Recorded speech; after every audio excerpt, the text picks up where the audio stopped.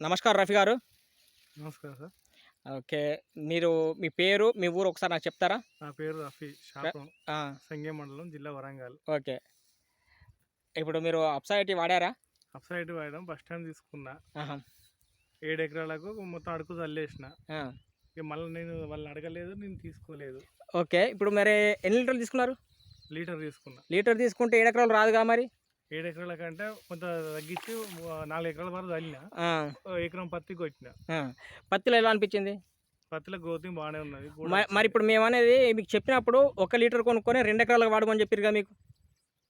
ఒకటిసారి వాడు అనుకున్నాం, మిమ్మల్ని అడగలేదు, నేను తెలుసుకోలే. ఇప్పుడు మీకు ఇచ్చిన వ్యక్తి టచ్‌లో ఉంటాడు కదా! పర్లేదు. మీరు అనుకోవడం తప్పులేదు. మీలాగానే చాలామంది రైతులు చేస్తారు కాదంటలేరు. కానీ మీకు పరిచయం చేసిన వ్యక్తి మీరు ఫోన్ చేస్తే లేవట్టుకుంటుంటాడా? ఏం సంగతి అని అడిగితే? అవునా కదా? అతను మీ మేలు గురించే చెప్పాడు. మాట్లాడి ఇంకో లీటర్ తీసుకోమన్నాడు కానీ నాకు డబ్బులు అడ్జస్ట్మెంట్ కాక డబ్బులు అడ్జస్ట్ కాకపోతే మీరు మళ్ళీ కొనాల్సిన అవసరం లేదు. ఉన్నదాన్ని 2 ఎకరాలకు వాడితే అయిపోయేది కదా! పొడుగుతా నికరా నేను అనేది అది. అవునా కదా? మళ్ళీ కొనడం అవసరం లేదు. ఉన్నదాన్నే ఏదో ఒక బిట్టుకి ఎత్తే రెగ్యులర్గా దీన్ని ఫస్ట్ తెలుసుకోలేదు. 10 మంది వచ్చి చెప్తాను. అయితే నిజమో అన్న పర్లేదు. మీరు మీ లెక్క ఆలోచించే వ్యక్తులు చాలా మంది మేము తప్పని అనట్లేదు.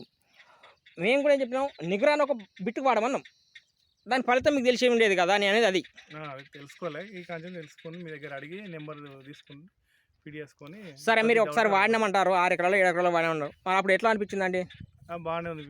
బాగానే ఉంది. పిలక కూడా లేకుండా ఇది ఒకటే వాడమన్నారు. ఇది ఒక్కసారి వాడిన బాగానే ఉంది. గ్రోతింగ్ వచ్చింది, పిలక ఉన్నది. తర్వాత నేను వాడలే కాదు. మీకు వాళ్ళు ఫోన్ చేస్తే మీరు లిఫ్ట్ చేయాలి, అది వాస్తవం. చేసింది ఒకసారి, ఇక అంతే కదా ఎవరైనా కానీ. సరే, ఓకే. మొత్తానికైతే మీరు అంతిమంగా చెప్పాల్సిన ముచ్చట ఏంటంటే, మీకు ఎవరైనా అప్సా కనుక ఇచ్చినట్టయితే వాళ్ళు ఫోన్ చేస్తే లేవట్టి అని చెప్పాలి. ఎందుకొరకు ఏమైతే అంది ఎట్లున్నదని అడుగుతారు. దాన్ని స్పందించడం బాధ. ఎందుకంటే మీరు వస్తువు డబ్బులు పెట్టి కొన్నారు. వాళ్ళు మీ మేలుకు మీకు ఉపయోగపడేదని చెప్తారు సలహాలు. వాళ్ళని బుద్ధి కాకపోతే వాళ్ళు ఏం చేయలేరు, మీరు ఏం చేయలేరు. ఇదైతే నేను చెప్పదలుచుకున్నాను ముచ్చట. రైతులకు మీరు కూడా చెప్పచ్చు కదా. ఓకేనా?